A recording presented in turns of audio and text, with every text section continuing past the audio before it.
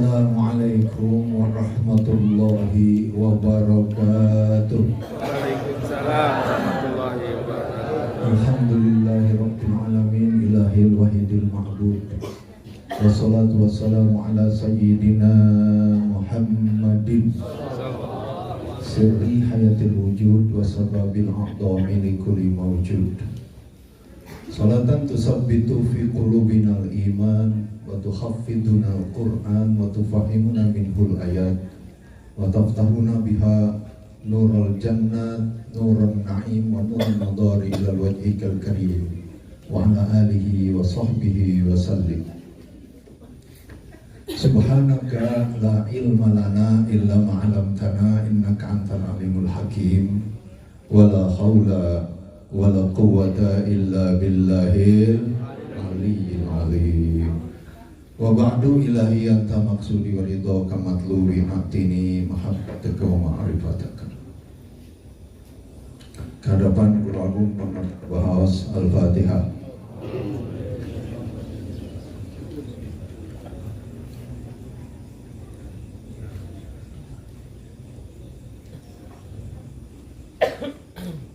Yang mulia dimuliakan oleh Allah, tuan rumah, Sahibul Bait, Bapak Kiai Haji Mustafa Taufik yang telah banyak sekali merekrut jamaah sehingga Cikarang bisa ramai seperti ini. Alhamdulillah. Yang juga dimuliakan oleh Allah, Bapak Kiai Haji Burhanuddin sekaligus juga Ketua MUI Cikarang Timur. Alhamdulillah beliau sekarang sudah wakil talqin sehingga bisa memperkuat dakwah TKN di lingkungan Cikarang, yang telah menyampaikan ilmunya dengan sangat bagus sekali, dengan sangat baik sekali, Bapak Kiai Haji Atin Hayatin, pimpinan Pondok Pesantren Halqoh El Istighosah. Terima kasih ilmu yang sudah disampaikan, semoga beliau tambah naik derajatnya. Amin.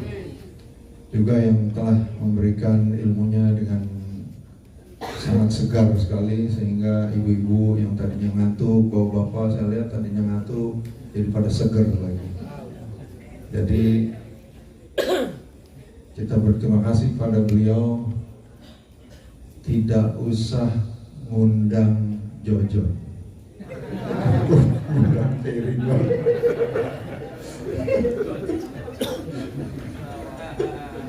Jojo udah nggak ada sekarang ya. Ya semoga beliau tambah maju pesantrennya, biar dakwahnya tambah meluas dan terus diangkat derajatnya Allah Subhanahu wa taala. Para asatidz, para hujaj, para tokoh ikhwan, ketua MTKN Bang Ashari, bapak-bapak, ibu-ibu sekalian yang berbahagia. Kumpulnya kita pada malam hari ini adalah selain manakiban, kita juga melaksanakan Maulid Nabi Muhammad SAW. Kenapa kita merayakan Maulid? Adalah sebagai bentuk kegembiraan kita, luapan kegembiraan kita bahwa Nabi besar Muhammad SAW, penghulu alam ini, dilahirkan di alam dunia pada 12 Rabiul Awal tahun gajah. Jadi kita kumpul di sini, maulidan di mana-mana ini sekarang ramai sekali maulidan.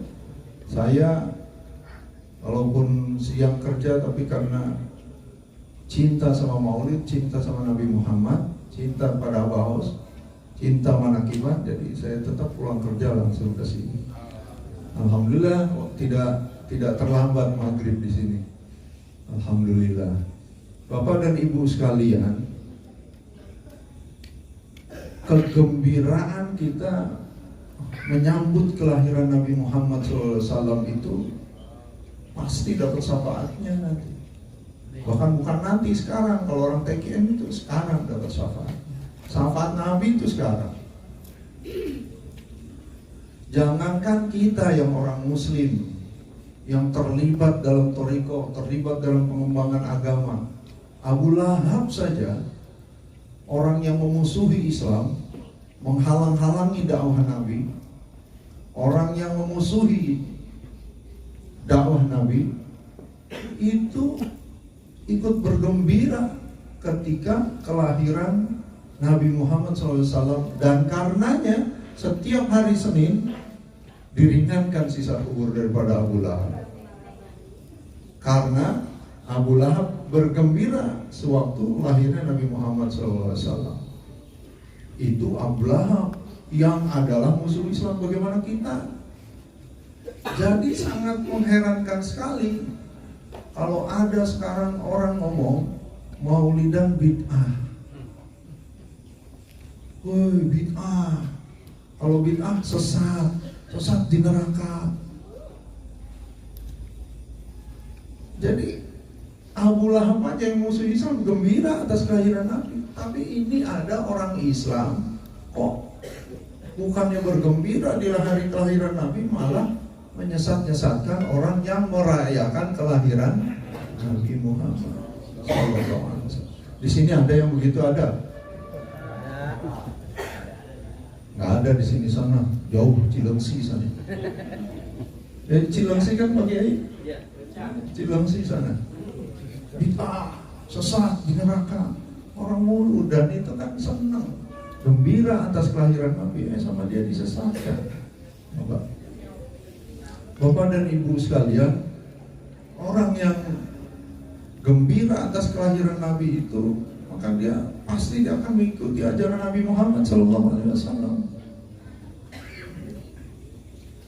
Orang ini pasti akan selalu berkumpul dengan orang-orang yang soleh, bukan berkumpul dengan orang-orang yang salah. Orang ini pasti senang duduk di majlis taklim, bukan senang duduk di majlis taklazim. Orang ini pun biasanya duduknya dengan para al-mukarram, bukan dengan al-mugarram.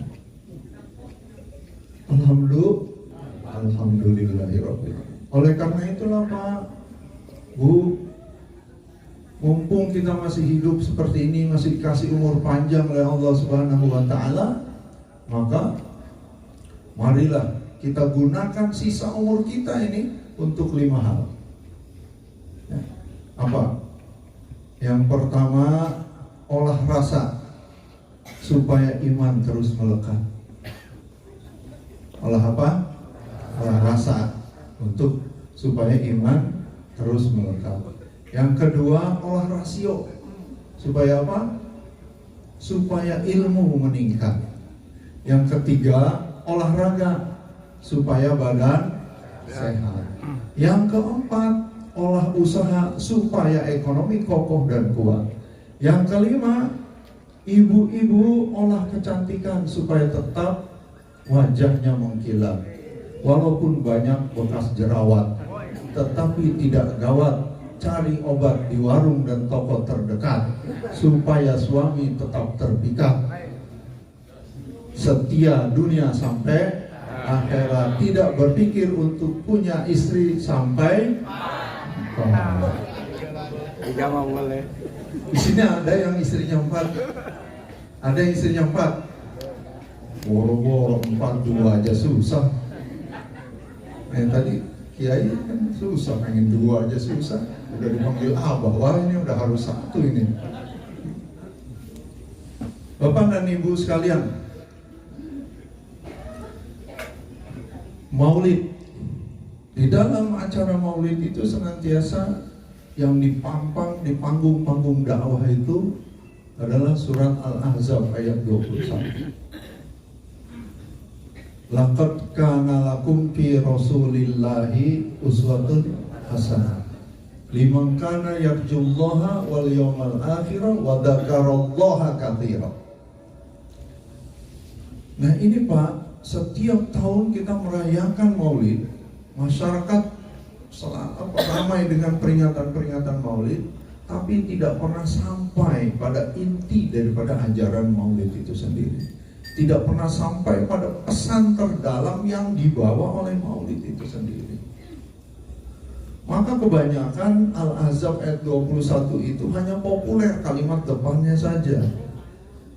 Laqad kana lakum fi Rasulillahi uswatun, sampai situ aja. Sehingga yang terjadi adalah melaksanakan atau meneladani Rasul, meneladani akhlak-akhlak Rasul hanya sebatas wacana. Akhirnya maulid di mana-mana tetap aja Rasul tidak menjadi tauladan bagi masyarakat. Kejahatan banyak, kriminalitas banyak, kalau pejabat korupsi banyak, perselingkuhan banyak. Di sini ada yang suka selingkuh? Ada? Ada? Enggak ada, orang sini enggak ada, sana Cilengsi.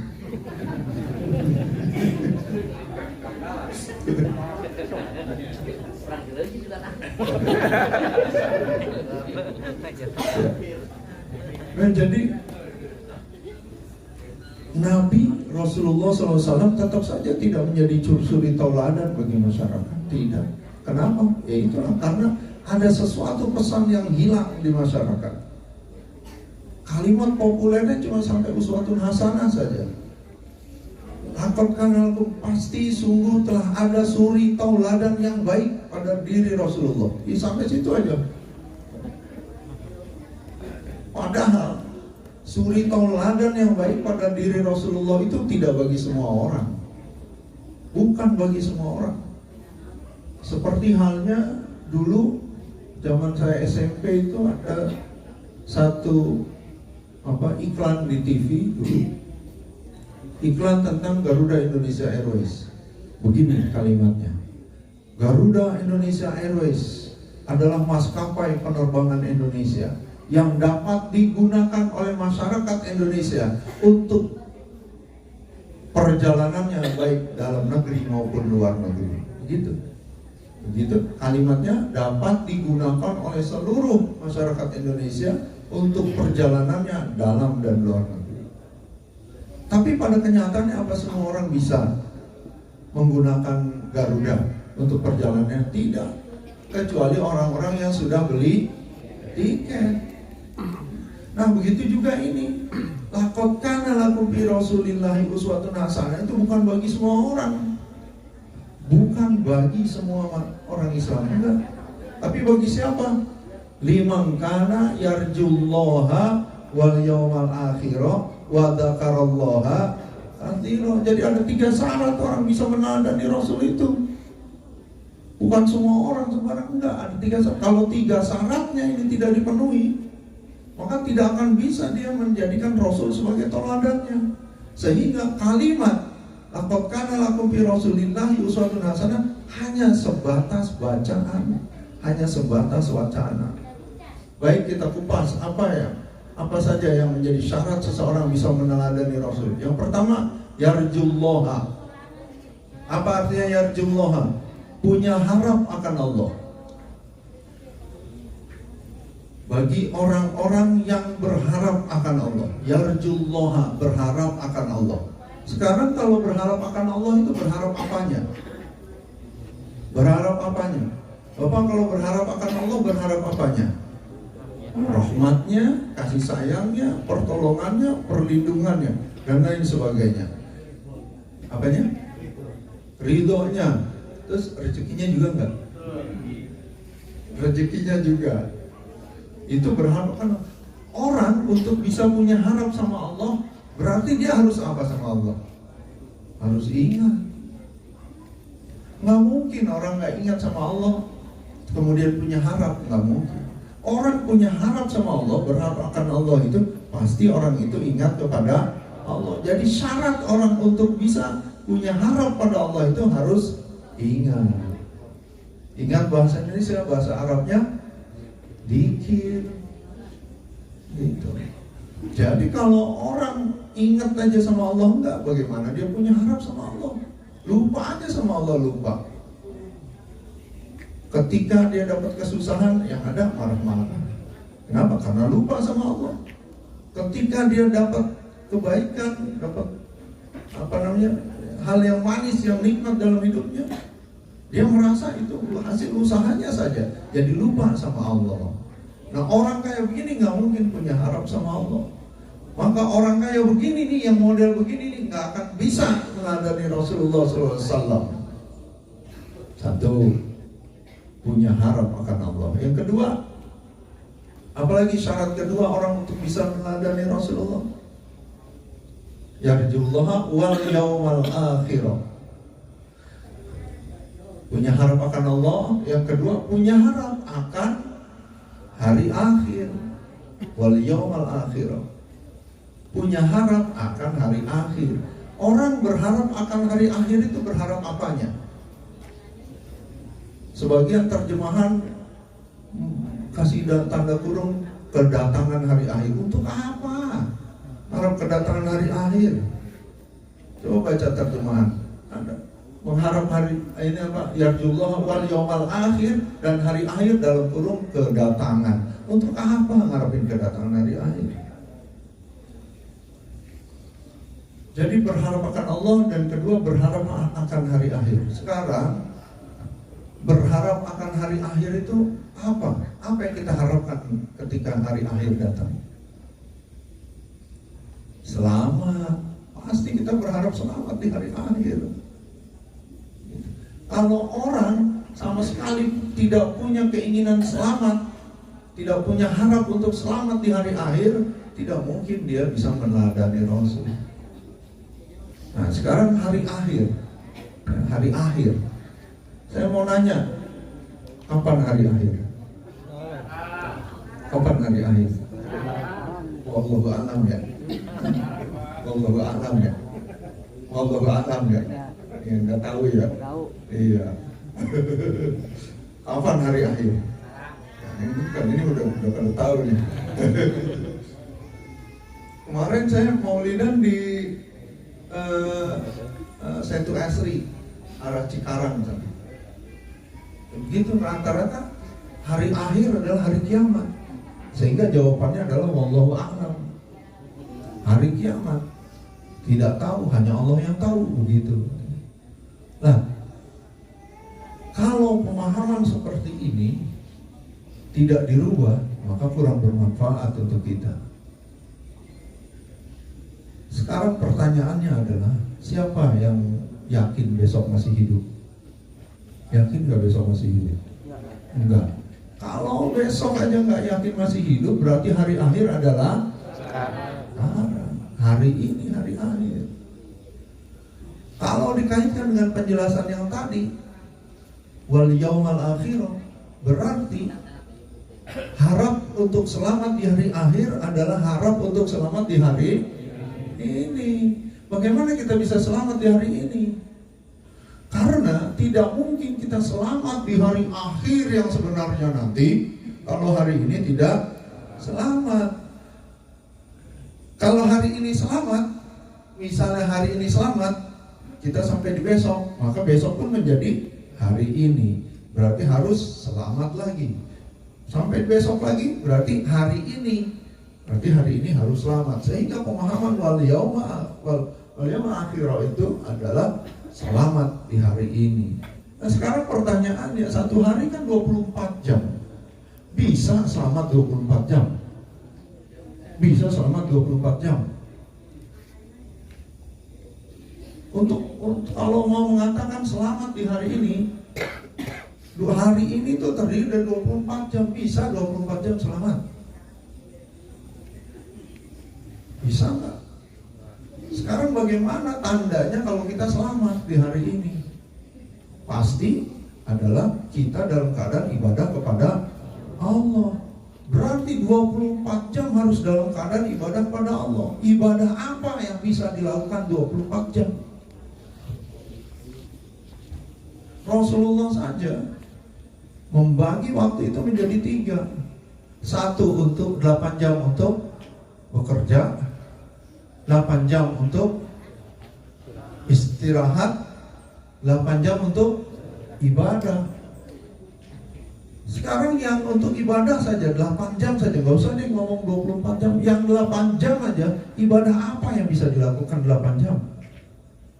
Sholat bisa 8 jam. Jangankan 8 jam sholat yang 5 menit aja. Sholat maghrib misalnya 5 menit. 5 menitnya itu berapa detik yang selamat? Dari 5 menit praktek sholat maghrib misalnya, isya misalnya, dari 5 menit itu berapa detik yang selamat? Berapa detik selamat? Itu dalam keadaan sholat. Bagaimana yang dalam keadaan tidak sholat? Yang dalam keadaan kerja, aktivitas dan lain sebagainya. Kalau tidak ada yang satu ini. Betul? Udah paham nih arah pembicaraannya, paham ya? Sekarang ibadah apa yang bisa dilakukan 8 jam? Jangan dulu deh 24 jam, 8 jam berapa? Nggak ada ibadah yang 8 jam kecuali dikir. Bisa dikir 8 jam. Saya nanya lagi nih, bisa dikir 8 jam? La ilaha illallah, la ilaha illallah, la ilaha illallah. 8 jam ada di sini.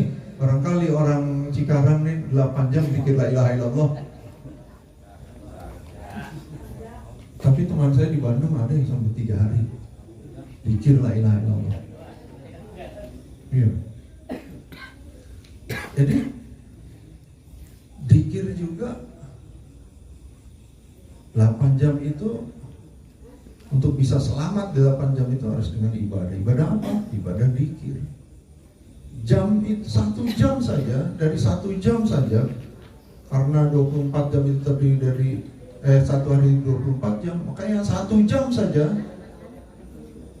kalau tidak dibarengi dengan dikir pun tidak selamat. Tidak akan ada hari kalau tidak ada jam. Tidak akan ada jam kalau tidak ada menit. Tidak akan ada menit kalau tidak ada detik. Jadi yang namanya selamat di hari ini itu bermakna selamat dari detik ke detik selama 24 jam.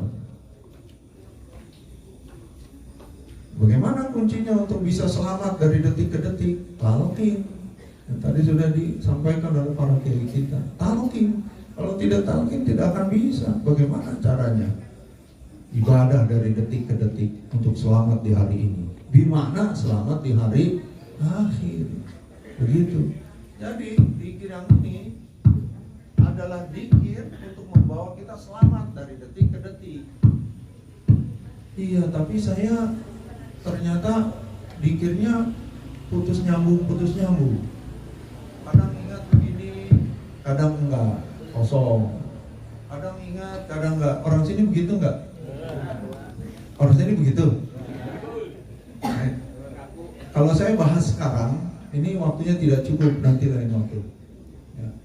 Yang jelas, apa yang sudah kita lakukan, yang sudah tanam dalam diri kita, zikir ini, walaupun kita putus nyambung, tetapi itu jauh lebih baik daripada orang yang tidak punya zikir.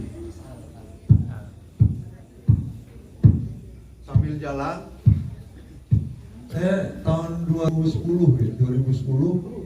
kan umroh sama Abah Haus. Abah Haus menjelaskan ke jamaah kita semua. Semuanya jangan ada yang baca-bacaan yang di buku. Kan kita dikasih buku itu sama travel, kasih buku. Itu kan ada bacaan kalau apa sa'i apa yang dibaca. Gak usah dibaca itu semua, pokoknya ini aja. Mulut ingkem, lidah tekuk. Ini langkah kaki untuk menuntun yang di dalam.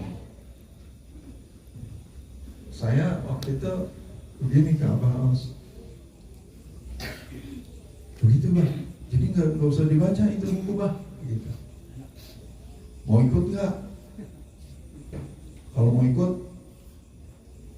ikutin apa yang Abah dulu, ikutin apa yang Ajengan bilang dulu gitu ngomongnya. Jadi saya kan buat apa ini buku dikasih kok nggak dibaca gitu kan? Jadi begini aja. Maka disebutnya pasukan diam di Masjidil Haram. Nah jadi ternyata dengan begini itu ya sa'i apa tawaf itu tembus semua jamaah-jamaah yang lain itu. Jamaah yang kan banyak kalau kita tawaf itu ya, itu seperti minggir sendiri itu jamaah yang lain itu. Kita begini semua dengan langkah kaki ini menuntun yang di dalam. Jadi tidak ada yang dibaca. Waktu sa'i, anehnya itu ya, waktu sa'i 7 kali kan itu. Saya pikir baru 3 kali, ternyata udah 7 kali. Antara 3 atau 4 kali saya pikir. Ternyata udah 7 kali. Dan persis selesai sa'i, persis adzan asar. Jadi kita sholat asar di Bukit Marwah. Jadi begitu selesai. Padahal kan nggak diprogram, nggak diusahakan supaya pas waktunya. Begitu selesai sa'i, selesai adzan asar. Jadi sholat di Bukit Marwah. Begitu Pak. Jadi banyak sekali keunggulannya orang yang sudah mempunyai ini. Orang yang punya ini artinya dia akan selamat di hari ini. Selamat di hari ini berarti dia selamat di detik ini. Hari ini bisa selamat karena dibentuk dari detik ke detik yang terisi dengan dzikir pada Allah. Inilah yang membuat orang mulia. Orang yang tadinya mau kecelakaan aja insya Allah nggak jadi Pak kalau ininya hidup. Orang yang mau jahat aja Pak. Saya dulu ngalamin ditagih utang. Ya dulu tadi Pak Ridwan ya, kalau mau tagih utang lari. Saya dulu ngalamin ditagih utang karena punya tunggakan kartu kredit. Begitu hadapan dengan saya, ya saya jelasin aja, Bapak nanti minggu depan datang lagi ke sini ya, saya sekarang belum ada uangnya. Ternyata minggu depan nggak balik lagi. Kata saya, alhamdulillah, duit bisa pakai yang lain. Lama datang lagi orang lain, marah-marah di depan rumah. Saya suruh masuk. Saya bilang lagi, Pak nanti tanggal 23 ya kasih lagi, nanti saya bayar. Begitu sampai tanggal 23 ternyata nggak balik lagi. Kata saya, alhamdulillah duit bisa dipakai yang lain. Nah jadi itu Pak, maka ini ya, ini bukan sembarangan bikin yang udah kita punya di dalam hati ini. Inilah yang bikin kita selamat. Selamat dunia dan akhirat. Dan inilah yang disebut dengan wal yaumal akhir. Nah, syarat yang ketiga apa? Maka ini kalimat ini yarjullaha wal yawmal akhir wa dzakarallaha katsira, ini seolah-olah seperti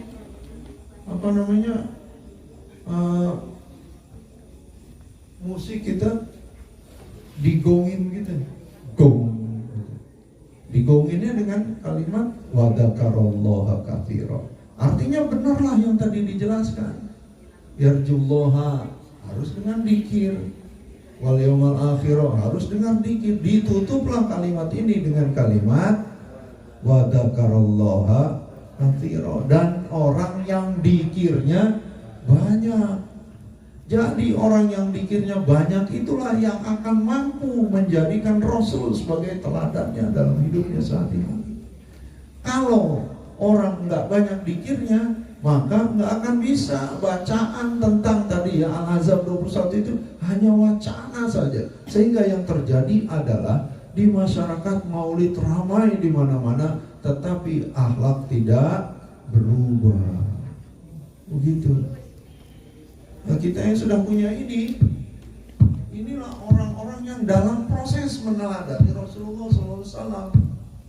Yang namanya proses, ada yang berhasil, ada yang belum berhasil. Tapi prosesnya tidak boleh berhenti. Kalau prosesnya berhenti, ya sudahlah, gagal namanya. Harus berjalan terus. Orang berthariqat itu namanya orang berjalan. Orang berjalan itu begini, kadang kesandung batu jatuh, kadang ada penghalang yang menghindar, tapi jalan terus, nggak boleh berhenti jalannya. Ada di sini orang yang ekonominya susah, gara-gara ekonomi susah jadi talqin dan kemudian mengamalkan dzikir, tapi ekonominya nggak berubah-berubah, susah aja masih. Ada nggak di sini begitu? Ada nggak? Banyak. Enggak, mungkin di sini saya rasa nggak ada, itu Cilengsi itu.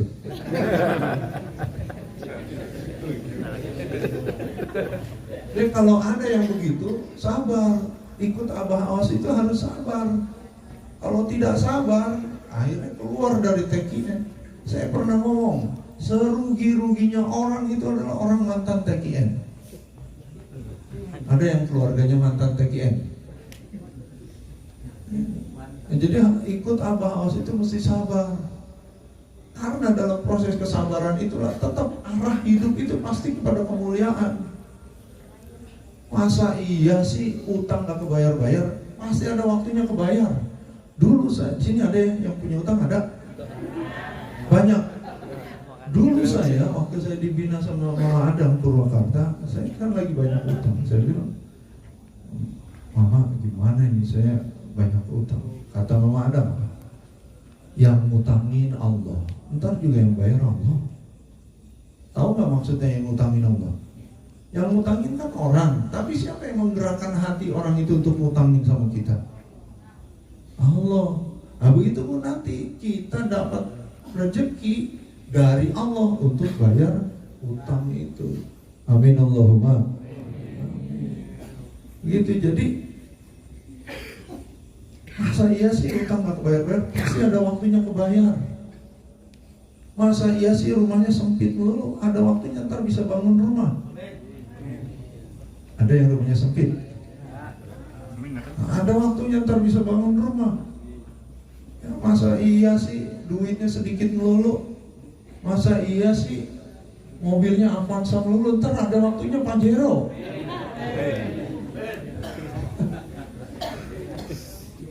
Masa iya sih istrinya satu melulu?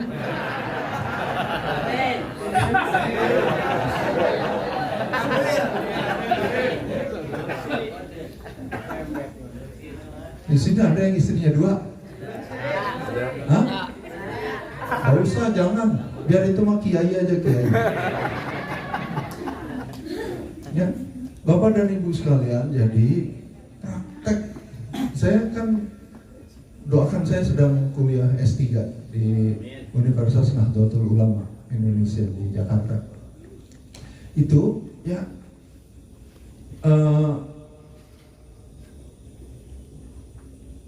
tadi saya mau ngomong apa? Nah jadi perubahan hidup itu ya, ini kan dibahas. Kalau di S3 itu kan banyak, kalau kuliah S3 itu banyak diskusi saja, diskusi. Kan nggak ada diajarin apa ngapalin, itu nggak ada, diskusi aja. Nah itu saya sempat lontarkan kayak begitu. Aspek penerapan Islam adalah bertorikot. Nah itu saya lontarkan itu di kelas S3. Aspek penerapan Islam adalah torikot. Jadi orang yang, mohon maaf, yang tidak bertorikot, penerapan Islamnya nggak enak ngomongnya, tapi nggak apa saya ngomong, belum masuk dalam aspek penerapan Islam. Ada orang, contoh ya, orang baca Al-Quran, inna fi khalqis samawati wal ardi waqtilafil laili wan nahari laayatil liulil albab alladzina yadhkurunallaha qiyaman wa qu'udan. Itu kan dibaca, itu ayat itu kan dibaca, tapi tidak pernah tergerak untuk menjadi ulul albab. Nah, artinya kan tidak diterapkan. Ya kan itu ya, sesungguhnya pada penciptaan langit dan bumi itu ada tanda kekuasaan Allah. Bagi siapa? Bagi orang yang ulul albab. Siapa yang ulul albab itu? Yang alladzina yadhkurunallaha qiyaman wa qu'udan wa 'ala junubihim. Itu orang yang selalu berzikir dalam keadaan berdiri, duduk, berbaring. Orang yang hafal Al-Quran, yang suka baca ayat ini, tapi dia tidak bertorikot, artinya ini hanya wacana. Ya kan? Dia bilang adalah orang yang ulul albab. Siapa yang ulul albab itu? Yang ulul albab adalah orang yang dikir dalam keadaan berdiri, dikir dalam duduk, dan dikir dalam keadaan berbaring. Tapi dia tidak berusaha mencari cara untuk bisa dikir dalam keadaan berdiri, duduk, dan berbaring. Yang di situ disebut sebagai ulul albab. Nah ini kan artinya tidak diterapkan. Itu yang saya bilang, orang yang tidak bertarekat itu belum masuk dalam aspek penerapan dalam Islam. Begitu. Allahumma sholli ala Sayyidina Muhammad. Nah, jadi untuk pintu dari seorang yang bertarekat itu adalah talqin. Talqin itulah pintunya. Ya. Kalau belum talqin ya berarti terus aja begitu. Ini nanti saya udah rencanakan dalam hati saya mau ngomong lagi di kelas. Ya, saya mau ngomong begini di kelas.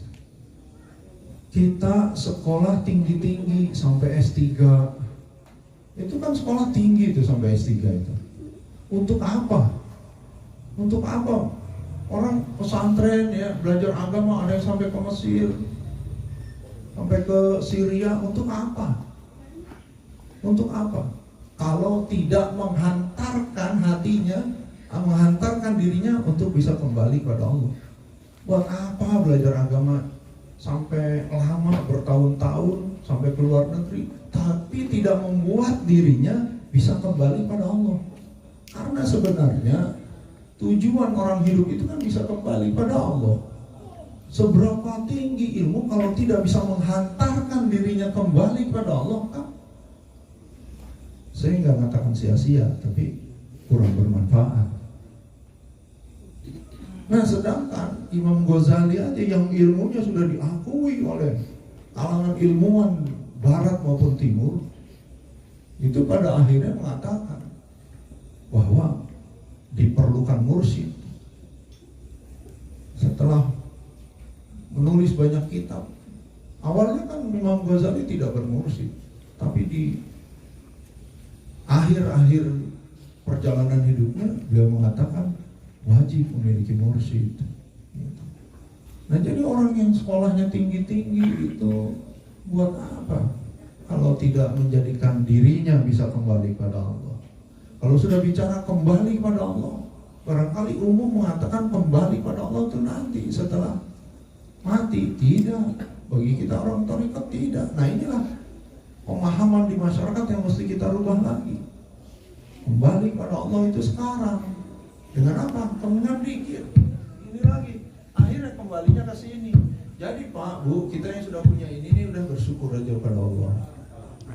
Ya, bersyukur pada Allah yang Maha Ghafur, yang Maha Pengatur, yang telah memberikan kenikmatan pada kita yang tidak pernah bisa diukur. Amin. Allahumma amin. Wallahul muwaffiq ila aqwamit thoriq. Wassalamualaikum warahmatullahi wabarakatuh.